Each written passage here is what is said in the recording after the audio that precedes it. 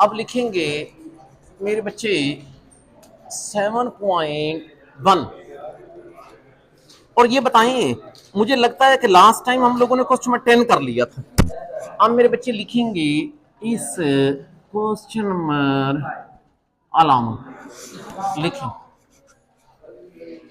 अच्छा 11 के अंदर ये कहता है कि ए के कोऑर्डिनेट मालूम करें। किसके मालूम करने? ए के। अच्छा आपको कल के लेक्चर में ये बात की थी लास्ट टाइम कि जिसके मालूम करने हैं उसके कोऑर्डिनेट क्या लेट कर लिया करें, एक्स वाई। जिसके मालूम करने हैं उसके एक्स वाई। और मेरे बच्चे बी के हैं 1 2, बी के हैं 1 2, सी के बताओ 4 11, और डी के हैं 4 11 और सी के -2 और 5 8।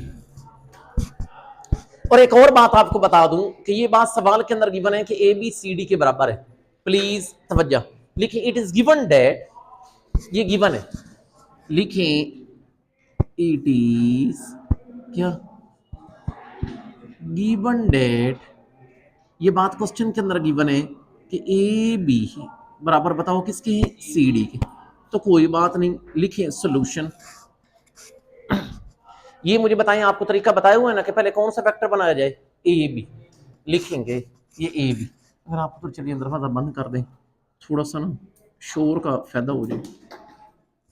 ए बी, ये मुझे बताएं, दो पॉइंट्स को यूज करके वेक्टर बनाने का फार्मूला मुझे लगता है पहली बार मैं लिख ही देता हूं, ठीक है ना। अब ये देख लें, ये मेरे बच्चे यूं होता है x2 मनफी x1 इंटू आई प्लस, फिर मुझे बताएं y2 मनफी y1 इंटू जे। जल्दी करो। अच्छा अब मुझे बताएं, अगर मैं ए बी बना रहा हूं तो ए के कोऑर्डिनेट x1 y1 और बी के मेरे बच्चे x2 और y2। अब ये देख लें, ये तो पता चल जाएगा ना फार्मूला लगाने का तरीका का। हाँ ये मेरे बच्चे बन जाएगा 1 मनफी x इंटू आई प्लस 2 मनफी y इंटू जे। लेकिन ये आपको पता है ये कौन बना, ए बी। अब ऐसे करो मेरे बच्चे सी डी बनाओ। ये बताएं फिर सी डी भी बनाने का तरीका आता है ना आप लोगों को। फिर इसको समझोगे x1 y1, इसको x2 y2, तो ये मेरे बच्चे बन जाएगा 4 मनफी मनफी प्लस 2 इंटू आई प्लस यहां पर 11 माइनस 5 इंटू जे। अच्छा 4 plus 2 will be 6 I, 11 minus 5 will be 6 जे। आपने ये भला क्या चीज हासिल कर ली, सी डी। अच्छा वैसे एक बात मुझे बताओ, ये बात सवाल के अंदर गिवन है कि ए बी और सी डी आपस में इक्वल है। लिखें इट इज गिवन दैट, लिखें जल्दी करें, वर्जिश वगैरह भी किया करें ताकि जो है ना पतला हो जाए। लिखें ए बी बराबर है सी डी। ये मुझे बताएं, अगर ए बी सी डी के बराबर ये सवाल के अंदर गिवन है, इधर ए बी और सी डी की वैल्यू पुट कर। ए बी कौन है, फिर और उधर सी डी, सी डी बताओ कौन है, 6i प्लस 6j। ये बताएं इधर वाला और उधर वाला वेक्टर आपस में बराबर है। अगर दो वेक्टर बराबर हैं तो इनके करस्पॉन्डिंग कंपोनेंट भी बराबर होंगे। आप ऐसे करो, ये अपने ऐसे करके दो हिस्से बना, कंपैरिजन करना आता है ना कि आयत आयत के बराबर और जीयत जीयत के। अच्छा ये मुझे बताओ कि 1 मनफी एक्स किसके बराबर होगा, 6 के। 2 मनफी वाई, अच्छा इधर से x निकल आएगा, x उधर जाकर प्लस हो जाएगा, x विल बी -5। इधर से y निकलेगा 2 माइनस 6 बराबर है y के, तो ये y की वैल्यू शायद -4। अच्छा ये पता है आपको किसके कोऑर्डिनेट है, a के, -5 और -4। होप सो बात समझ आ गई। ये भाई दोबारा मैं बात को रिवाइज कर देता हूं। ए के निकालने थे, बी गिवन था, सी गिवन था और डी गिवन था, और ये बात भी क्वेश्चन के अंदर गिवन है कि ए बी बराबर है सी डी के। मैंने ए बी बनाया फिर सी डी बनाया। अब ये बात सवाल के अंदर गिवन है कि ए बी सी डी के बराबर है, मैंने भी बराबर लिखा, इधर ए बी लिखा उधर सी डी। आयत कंपोनेंट आयत के बराबर जीयत जीयत के, इसको कंपैरिजन करके एक्स निकला, उधर से कंपैरिजन करके वाई। एक्स और वाई का मतलब है ए के कोऑर्डिनेट मिल गया जो मैंने लेट किए। खाई नहीं समझ मेरे बच्चे। क्वेश्चन नंबर 12 की तरफ चलें, लिखें क्वेश्चन नंबर 12। एक मिनट, ये आखिरी था ये जो रिलेटेड था है? नहीं, इस तरतीब में ये आखिरी था। अब लिखें क्वेश्चन नंबर 5। ठीक कह रहे मेरे बच्चे, क्वेश्चन नंबर कौन सा भला, 5। लेकिन ये नोट कर लेना इसके साथ, very very very very important. Question number 5, तवज्जो करिए। कोई भी हवाला हो सकता, कोई भी हवाला हो सकता। अक्सर औकात लॉन्ग में ही देखा गया। अच्छा यार, ये वाला सवाल करने से पहले मैंने एक आपको डेफिनेशन करवानी है, मुझे जरूरत पड़ेगी पोजीशन वेक्टर की। साइड पे करके लिखें पोजीशन वेक्टर। वैसे तो मेरे बच्चे आपने पोजीशन वेक्टर की डेफिनेशन फिजिक्स में भी सुनी होगी, लेकिन खैर इधर फिर सुन ले। लेकिन पोजीशन वेक्टर सुना हुआ है मेरे बच्चे, a vector directed from origin to any point P. Origin से किसी पॉइंट की तरफ जो वेक्टर डायरेक्टेड होता है उसको कहते होते हैं कौन सा वेक्टर? Position vector. लिखें अ वेक्टर, लिखें अ vector directed, directed from, a vector directed from origin, a vector directed from origin to any point P is called, उसको बताओ मेरे बच्चे कौन सा वेक्टर कहते हैं? हाँ लिख लेंगे कि उसको मेरे बच्चे पोजीशन वेक्टर कहते हैं। अब ये देखो मिसाल के तौर पर ये चीज है, मैं कहता हूं कि यहां पर मिसाल के तौर पर P पॉइंट है, P के कोऑर्डिनेट हैं कौन भला, X और Y।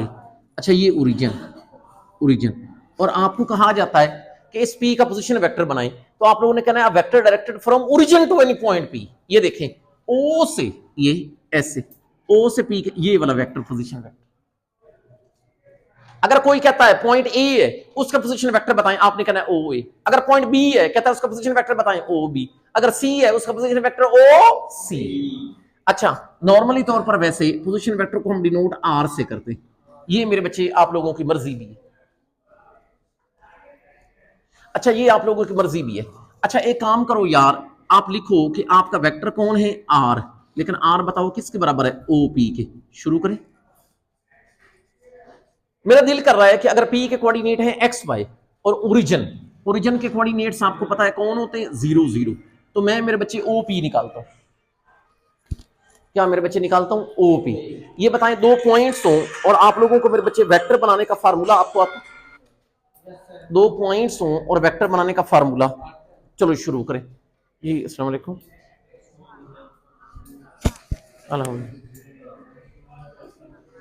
मैं 15-20 मिनट,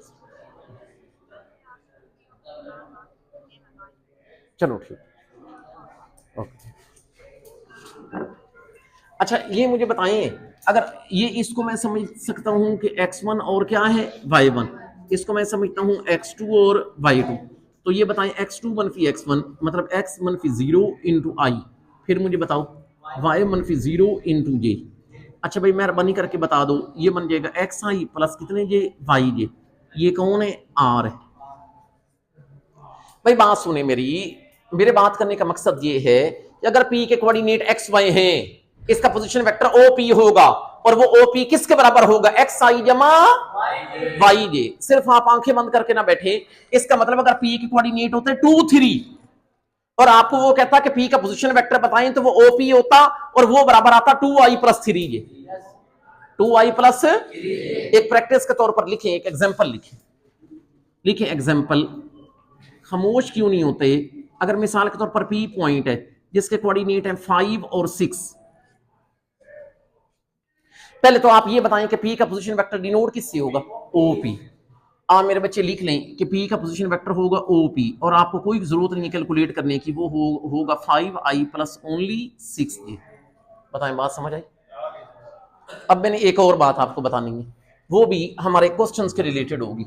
आप लोग ऐसे करें, नोट की शक्ल में लिखें, लिखेंगे कि ए बी वेक्टर कभी निकालना हो तो ये बराबर किसकी होता है, नोट करना।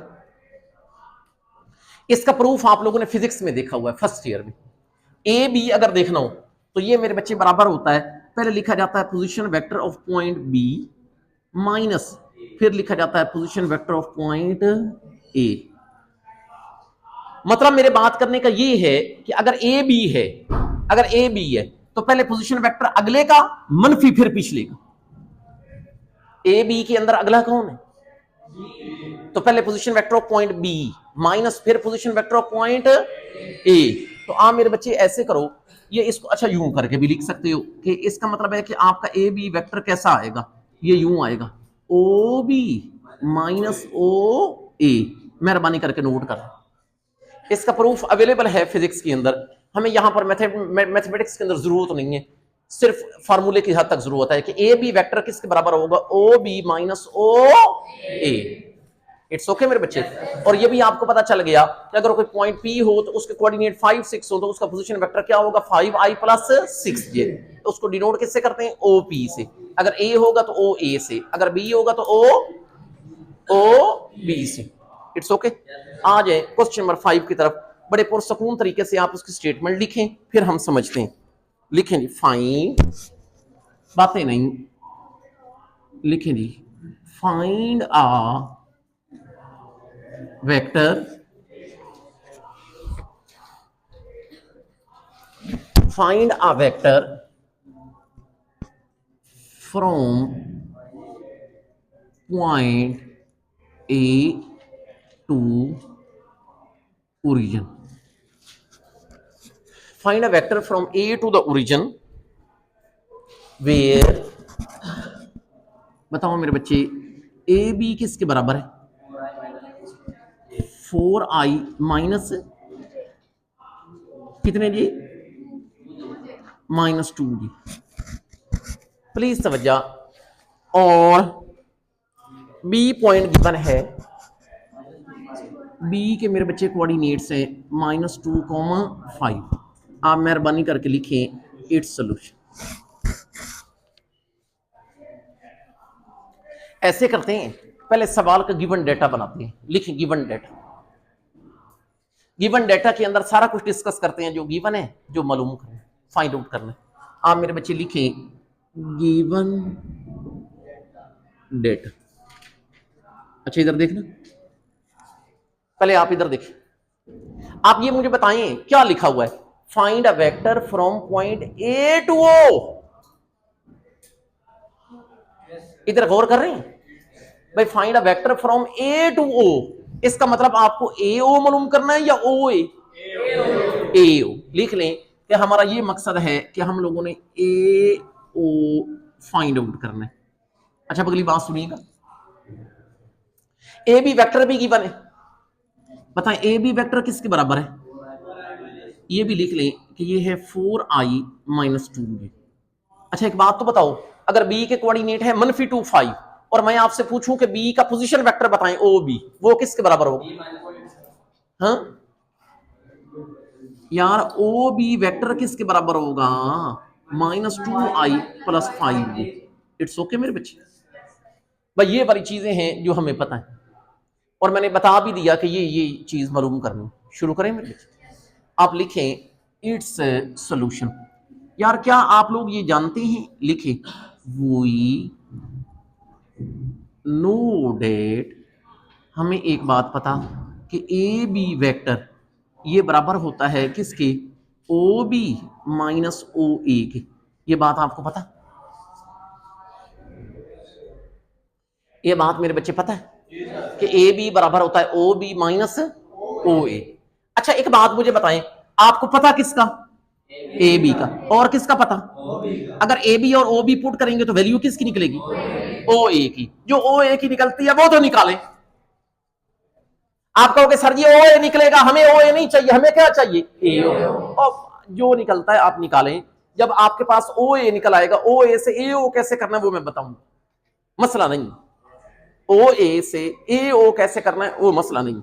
लेकिन अच्छा अब पहले पुट करना है या पहले इधर हल कर लो, पहले चलो हल कर लें। अगर मेरे बच्चे हल करना है तो ओ ए इधर भेजो और ये देखें O B minus A B. It's okay ना। अच्छा इन दोनों की ओ बी और ए बी की वैल्यू पुट करें। शायद आपको पता होगी दोनों की वैल्यू, या कोई नहीं पता? करें।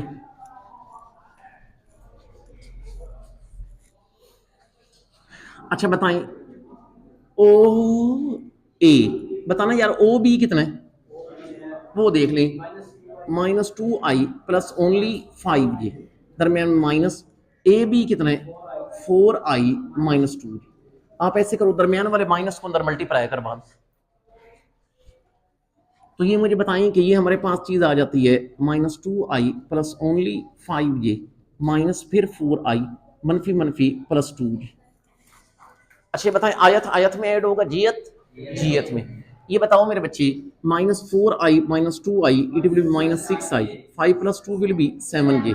लेकिन आप ये लिख लें कि ये ओ ए, सुनिएगा, ये मुझे बताएं हमें ओ ए मिला, लेकिन हम ओ ए नहीं चाहते, हम क्या चाहते हैं, ए ओ।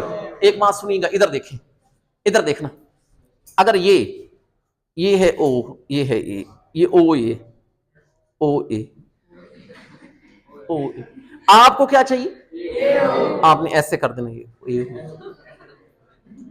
नहीं समझ आई भाई, यही मतलब डायरेक्शन चेंज कर देनी है।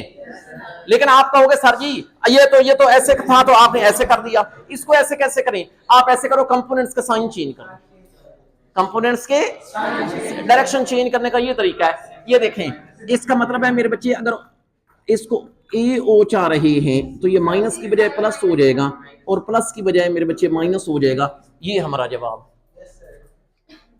अगर समझ आ जाए तो इंतहाई आसान सवाल, समझ ना हो तो कॉन्सेप्ट इसके अंदर ढेर सारे इस्तेमाल होते हैं, जिसकी वजह से स्टूडेंट्स को ये रट्टा लगाना पड़ता है। Now let's come towards question number 12। लिखें जी, लेकिन 12 करने से पहले एक लिखें फार्मूला, इसको कहते होते हैं रेशियो फार्मूला। लिखें जी रेशियो फार्मूला। वैसे मेरे बच्चे मैंने आपको रेशियो फार्मूला प्लीज चौथे चैप्टर में पढ़ा हुआ है, लेकिन ये रेशियो फार्मूला वेक्टर्स का है। लिखें रेशियो फार्मूला।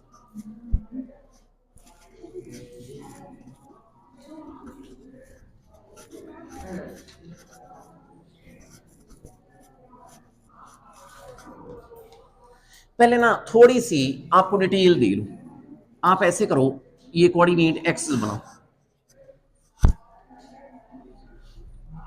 मेरे बच्चे, कोऑर्डिनेट एक्सिस बनाओ। इसके ऊपर ना यहां पर ये एक लाइन बना लो, और इस लाइन के ऊपर बेसिकली 3 पॉइंट्स भी बना लो, ऐसे करके इसके ऊपर मेरे बच्चे 3 पॉइंट्स भी बना लो, और ऐसे करो कि इसको नाम दे दो ए का, ये वाला जो है इसको बी का, और ये जो है इसको सी का। और आप लोगों को बड़े अच्छे तरीके से पता कि ये वाला जो पॉइंट होता है where coordinate axis intersect each other is called origin, ये ओरिजिन है। मैं फर्ज कर लेता हूं कि ये जो ए पॉइंट है, इसका मेरे बच्चे जो पोजीशन वेक्टर है वो ये है, और वो small A, let's say I call it small A, just given in the question. B का पोजीशन वेक्टर वैसे डिनोट किससे होता है, ओ बी से, और वो मेरे बच्चे ऐसे करके होगा, वो मैं कंसीडर कर लेता हूं कि वो फर्ज किया स्मॉल बी। ए का पोजीशन वेक्टर गिवन हुआ करेगा, बी का पोजीशन वेक्टर गिवन हुआ करेगा, एक सी पॉइंट है जो कि ए बी लाइन को इंटरसेक्ट करता है, किस रेशो से, ये रेशो भी सवाल में गिवन होगी, और वो रेशो होगी मेरे बच्चे P ratio Q. You should not worry, this ratio will be given in the question, कि सी पॉइंट है जो ए बी को इंटरसेक्ट कर रहा है इस रेशो के साथ। आपको ये कहेगा कि सी का पोजीशन वेक्टर निकालें, सी का क्या निकालें, पोजीशन वेक्टर। हम फर्ज कर लेते हैं कि ये सी का पोजीशन वेक्टर ये है, और वो है स्मॉल आर, वो क्या है, small R. And for finding the position vector of point C you have to use the ratio formula. अच्छा, लेकिन आप पहले ऐसे करें कि कुछ बातें जो गिवन हुआ करेंगी वो लिख लें, वो लिख लें। आप पहले लिखें ए क्या गिवन होगा, position vector of point A that is small A, और क्या गिवन होगा, position vector of point B that is small B, और क्या चीज गिवन होगी, पी और क्यू की रेशो, ये भी मेरे बच्चे गिवन होगी, और आपको कहा जाएगा कि आप आर निकालें, आर फाइंड आउट करें। तो फिर मैं आर निकालने का आपको फार्मूला बताऊं, फार्मूला बताऊं, ये आर निकालने का ये फार्मूला होगा Q A plus P B divided by P plus Q. Everything will be given, आपने कोई परेशानी नहीं लेनी। ए भी गिवन होगा, बी भी गिवन होगा, रेशो भी गिवन होगी, आपने फार्मूले के अंदर पुट करना है, आपका जवाब आएगा। लिखें क्वेश्चन नंबर 12। इट्स ओके ना, थोड़े से आपके मुंह जो है कोड़े हो गए, लिखे मतलब परेशान हो गए। अब लिखेंगे 12 का पहला पार्ट। अच्छा हाँ, मुझे अब याद आया क्यों कोड़े हुए। अच्छा लिखें जी, एक सवाल में गिवन है, लिखें जी, position vector of point A, मतलब that is small A, it's given, और वो है लिखें 2i माइनस 3j। अच्छा एक मेरे बच्चे गिवन है position vector of point B, that is equal small B, और वो है 3i प्लस बताओ कितने जे, 2j, और ना रेशो भी गिवन है p रेशो q, ये मेरे बच्चों है 4:3। कहता है r निकालें, बताएं अब आपको तरीका कार आता। चलो लिखो r का फार्मूला, बताएं कैसे होता है, QA plus PB divided by P plus Q, इधर पुट कर। यार ये बताएं कि अगर इधर पुट करोगे तो R कैसा निकलेगा, Q भला कौन है 3, A कौन है 2i माइनस 3 प्लस P कौन है 4, फिर B 3i plus 2 divided by P plus Q, तो 4 प्लस 3। पहले बताओ इट्स ओके, सिंप्लीफाई कर लो। ये बताएं भला कैसे, 3 को अंदर मल्टीप्लाई करवा लें, 3 2 will be 6i, 3 3 9j, 4 3 will be 12i plus 4 2 will be 8j, नीचे 4 प्लस 3 विल बी 7। बाकी मेरे बच्चे इसको सिंप्लीफाई कर लें, 12 जमा 6 कितना होता है 18i, मनफी 9 जमा 8 मनफी j, लेकिन नीचे कौन आ जाता है 7। आप मेरे बच्चे ऐसे करो कि 7 को अलग अलग क्या कर दो, डिवाइड, तो बताएं आपका r कैसा आ जाएगा 18/7 इंटू आई माइनस 1/7 इंटू जे, बताएं इट्स ओके। आपने यूज किया भला कौन सा फार्मूला, रेशियो। अब लिखिए इसी का सेकंड पार्ट, लिखिए इसी 12 का मेरे बच्चे सेकंड पार्ट लिखें।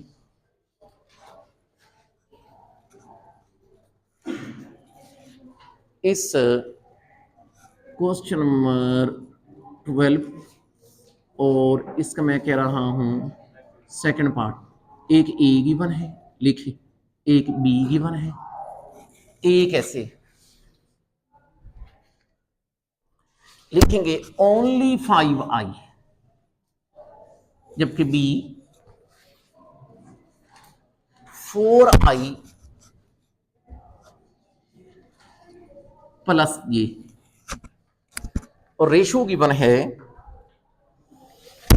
मेरे बच्चे P ratio Q, it's given that is equal to 2:5। आपको मालूम क्या करना है, शुरू करें। ये बताएं फिर R का फार्मूला आता है आप लोग, जी मेरे बच्चे जल्दी करें। आप लिखेंगे इट्स सॉल्यूशन। अच्छा ख्याल करना, इसको रेशो फार्मूला कहते हैं। R वो देखिए फार्मूला लिखा हुआ भी है QA प्लस PB, लेकिन नीचे कौन आ जाता है P प्लस Q, इधर पुट कर,